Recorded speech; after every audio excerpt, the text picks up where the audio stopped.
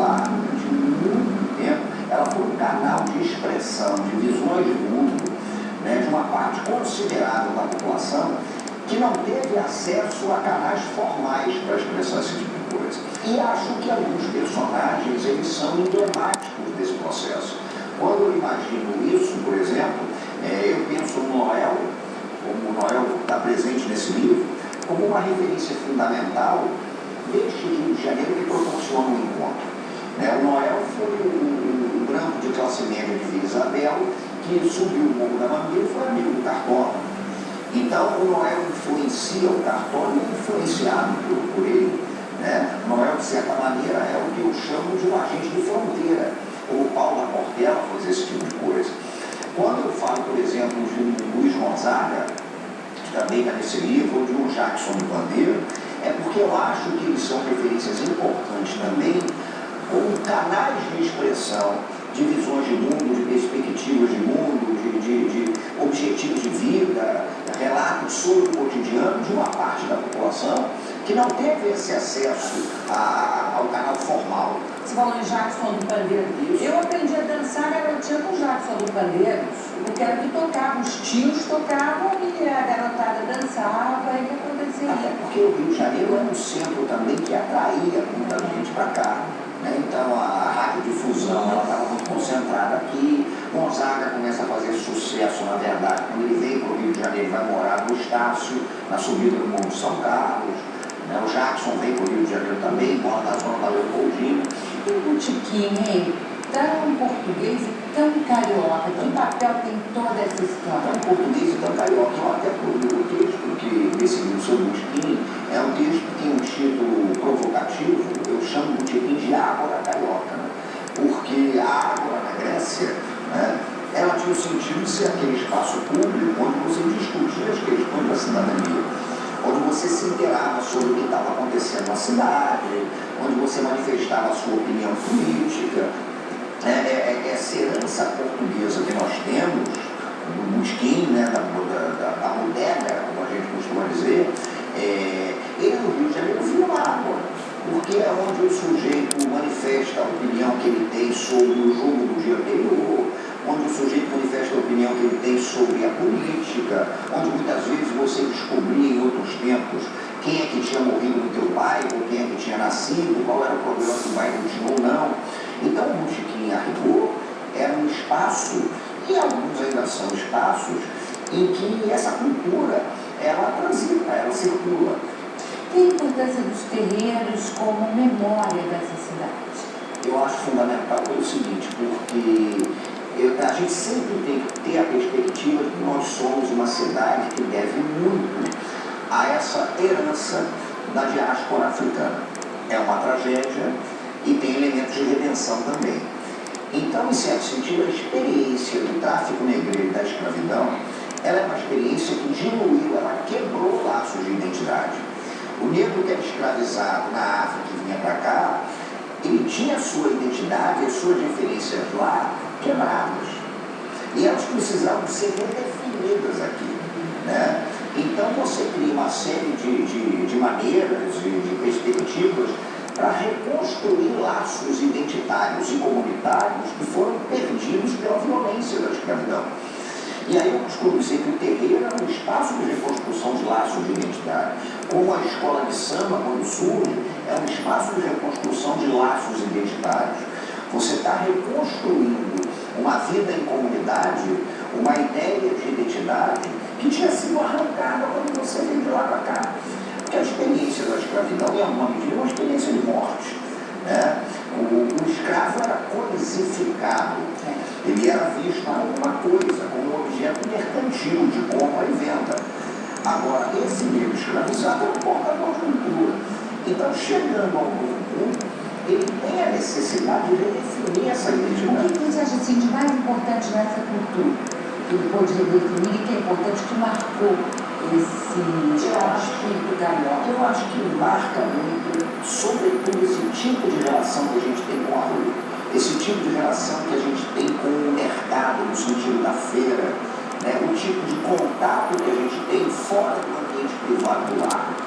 Porque se a gente frequenta, o livro também tem essa referência que eu acho importante, Mas se a gente frequenta, por exemplo, alguma cidade, né, hoje, da Yorubá-Lengo, daquela região da Nigéria, se você vai a Angola, você vê que o mercado, o espaço público, ele é um elemento crucial de vida na comunidade. Então eu tenho a impressão que nós herdamos essa maneira de estar na rua, né, de fazer as coisas na rua, de viver a rua, vivenciar a rua, o espaço público, em larga medida de uma herança que é afro, ameríndia. Luísa Travessi, mas muito obrigada pela entrevista, muito sucesso para o seu livro, que eu já sei que está indo para a segunda edição. Tomara que em breve a gente tenha aí uma segunda ediçãozinha e eu agradeço o convite. Obrigada, Luísa. Nós vamos para um brevíssimo intervalo. Voltamos em seguida com o jornalista Henrique Koifman. Ele fotografou com o celular o dia a dia das ruas do Rio, apresentou legendas precisas e poéticas às fotos e montou uma crônica carioca no livro Foto Diário. Até já.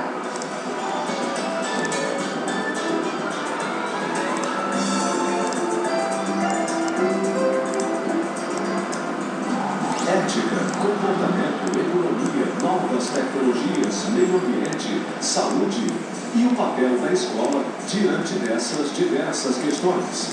Conceito e Ação está de volta. Dia 7 de março, segunda-feira, 2 da tarde. Ao caminhar nas trilhas, evite atalhos. Busque sempre a companhia de um guia experiente. Leve mapa, bússola e fique atento ao relógio para evitar o retorno no escuro. O Rio merece esse carinho.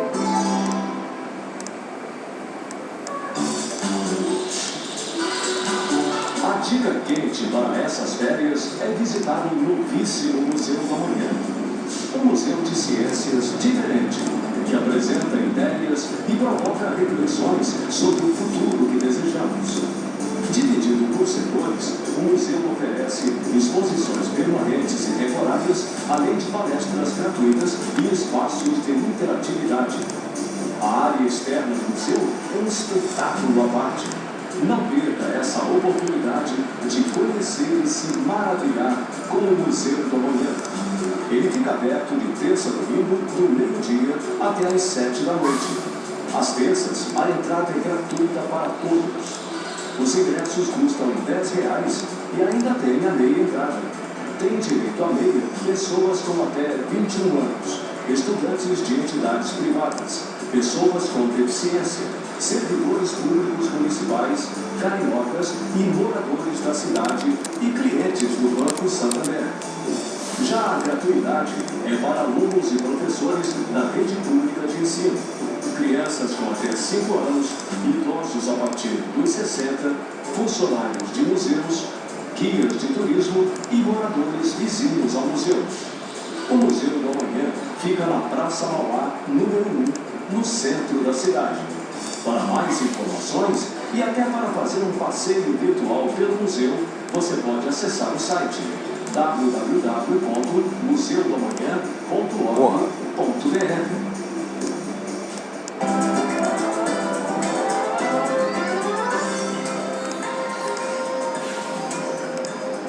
Voltamos com Cidade de Leitores. Vamos saber agora o que pode fazer uma câmera de celular usada com inteligência e criatividade. O jornalista Henrique Koifman registrou momentos expressivos e singelos de suas andanças pelas ruas do Rio. Legendou as imagens com texto despretensioso e poético e compôs uma crônica da cidade no livro Foto Diário. Veja só. O jornalista Henrique Koifman já atuou como repórter, redator e editor de textos para veículos da grande imprensa.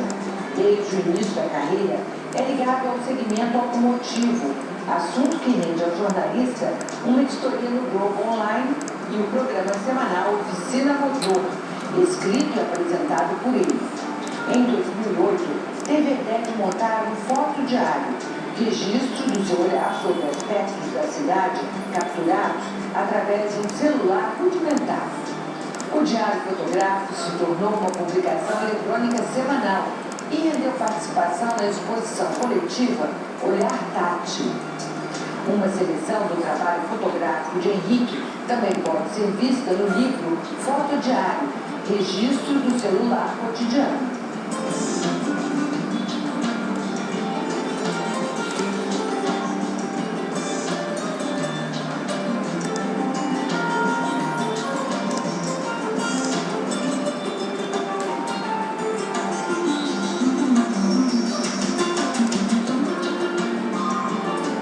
Henrique Koisman, foi o maior prazer quando eu soube que você tem um programa. Por dois motivos.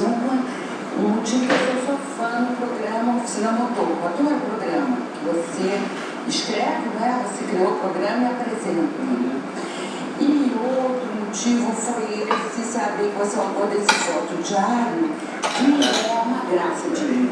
Uma crônica do Rio de Janeiro, com todos os elementos da crônica, porque tem pessoalidade, tem poesia, tem aquele comentário do dia a dia da cidade. Como é que surgiu essa ideia? Então, na verdade, esse livro ele é um submulador, um derivado de uma coisa que eu comecei a fazer em 2008, que foi fotografar no celular. Eu sempre gostei de fotografia, sou jornalista, eu cheguei a ser monitor de fotografia na faculdade, nós fomos até contemporâneos na faculdade. Esse foi mais um prazer que eu nem quis entregar. E aí, cara, tempos aliás espetaculares. Em um determinado momento, eu tive um celular que tinha câmera. Eu nunca tinha tido câmera digital, nem nada disso. E eu só usava equipamentos grandes para fotografar, eu escrevo, mas eu fotografo. E com esse celular que tinha uma câmera, que era muito rudimentar, eu percebi que eu tinha em mão uma coisa que eu sempre sonhei ter, que era aquela câmera furtiva do espião, né, que você faz a foto sem ninguém ver, em qualquer lugar que você está. Tem uma câmera sempre à mão, fácil de usar. E aí eu passei a fotografar e comecei a postar as fotos para os amigos pela internet, por mandar por e-mail naquela época, não tinha rede social nada disso, né? Começaram a elogiar o que eu fazia e eu comecei a montar umas crônicas, como se fossem os textos legendas com essas fotos. E hoje eu faço isso desde 2008, eu tenho uma crônica que eu chamo de foto diário celular, que eu mando semanalmente com uma lista de umas 500 pessoas que são meus amigos, a gente formou uma espécie de uma... São os meus assinantes, né?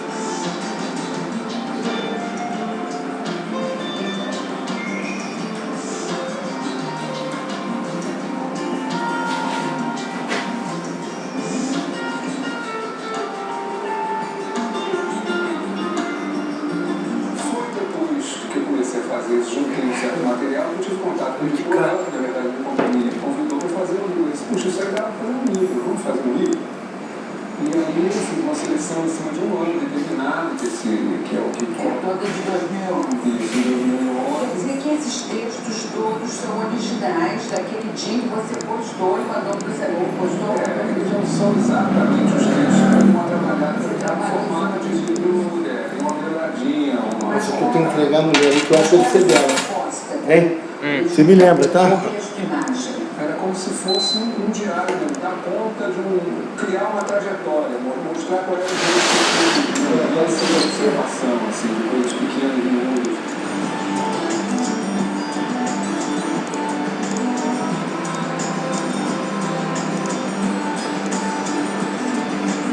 O que é que você quis mostrar do Rio de Janeiro aqui nesse programa?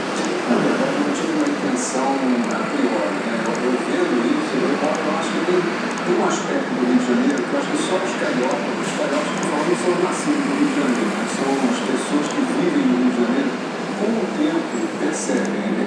Que é uma rotina da cidade, uma característica da cidade que está fora do cartão postal, está fora da novela das 8, está fora do noticiário também, infelizmente, que é uma rotina de vida de cidade comum, né? Que não é grandiosa, mas é adorável.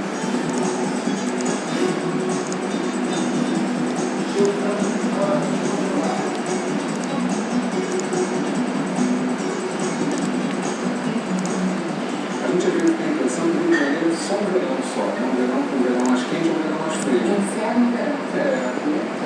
Mas ele é muito mais cheio de nuances do que isso, né? A luz muda muito ao longo do ano. Você fala das flores caindo no chão. Tem uma série de flores caindo no chão, não é isso? E tem aqui uma folha linda na Rua das Laranjeiras, uma folha de outono. Linda essa folha. Aí você fez uma série de fotos. Sim, você acompanha a passagem do tempo, a estação do ano, muito em função do que você vê no chão. Por exemplo, termos de flores e folhas, tom das árvores.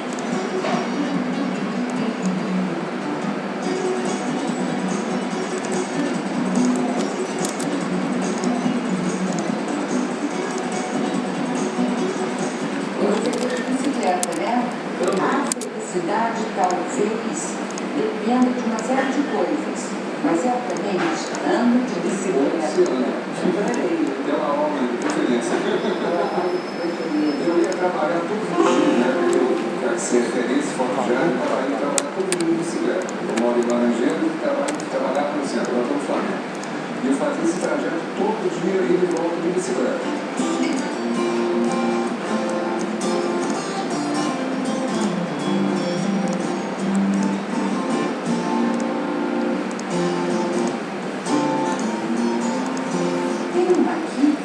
Tem um efeito especial, eu estou achando como é que você conseguiu esse efeito que você fez.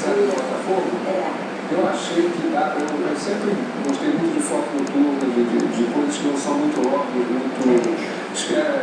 exige um certo nível de interpretação, e o celular é muito limitado. Então você fazer fotos borradas com o celular é uma coisa relativamente fácil, né? Na verdade é o contrário, você não faz borrada, é que é difícil.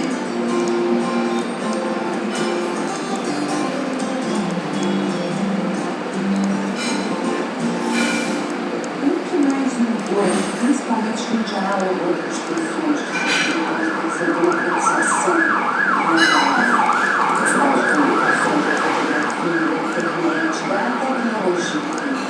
Muito embora eu acho que a gente ainda tem, de modo geral, a sociedade, as pessoas que usam essas máquinas já estão desde a infância, porque eu só penso em fotografar assim mesmo, ainda é uma fase de alta afirmação, acho que é um processo. Então eu tenho esperança de que seja.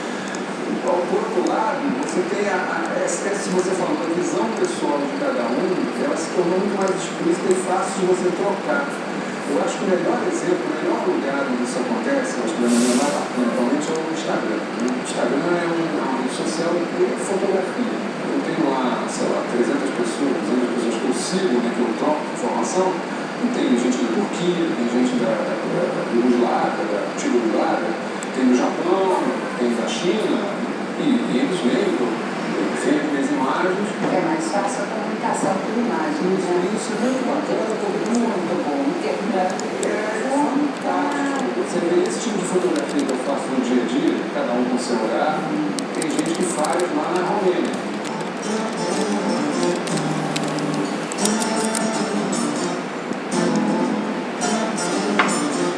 Essa aqui, ó, bota lá, ó, hein? Bota lá no guia, entendeu? Dá uma facilitada pra gente aqui. Esse é um livro bom para dar de presente. Também acho uma ideia. Mas eu adoraria ganhar de presente e vou dar de presente o livro. Parabéns pelo livro, muito sucesso. Muito obrigado.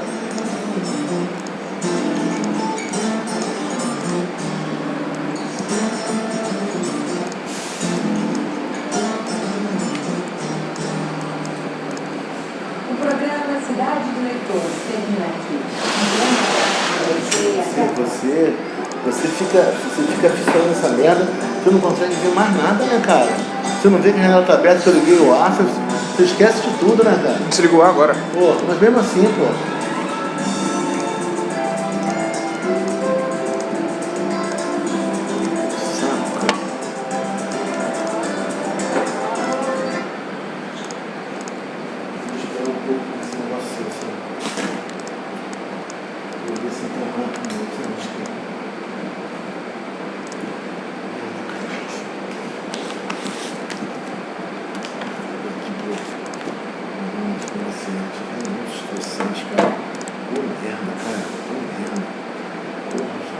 Cara, lugar pra morar, tudo errado, cara. Que horas tem? 2h31.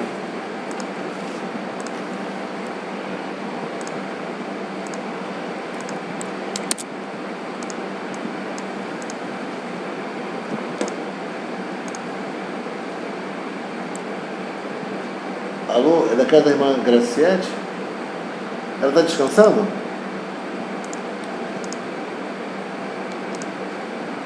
Irmã Graciete? Não, é o seguinte, você tem o telefone da casa onde está o pastor Teotônio, que hoje é aniversário dele, né? É, do Rio, não sabe não, é? Que eu... Ah, entendi. Tá certo. Não, é que os pastores estão pedindo o telefone. Um aqui me pediu o telefone. Não, tá bom. Então tá bom. Tá bom. Depois então, então quando fosse umas quase 4 horas eu tô chegando por aí, né? Tá bom? Umas 10 para as 4, por aí eu tô chegando aí. Então tá bom, vai. Então tá bom, pode deixar comigo. Tá jóia, querido, obrigado.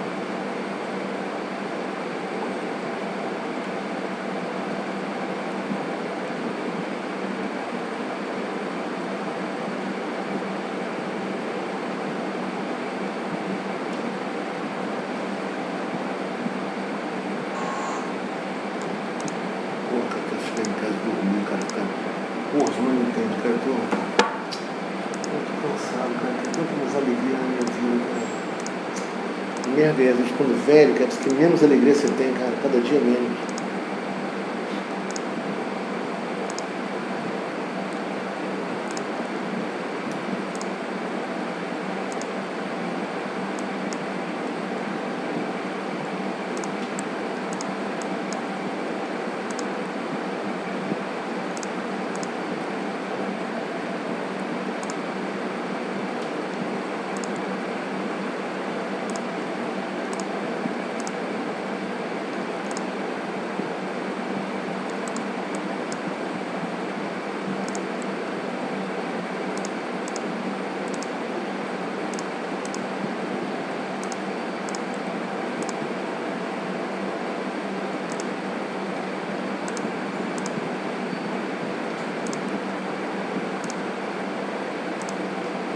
fazer essa porcaria aí, tá?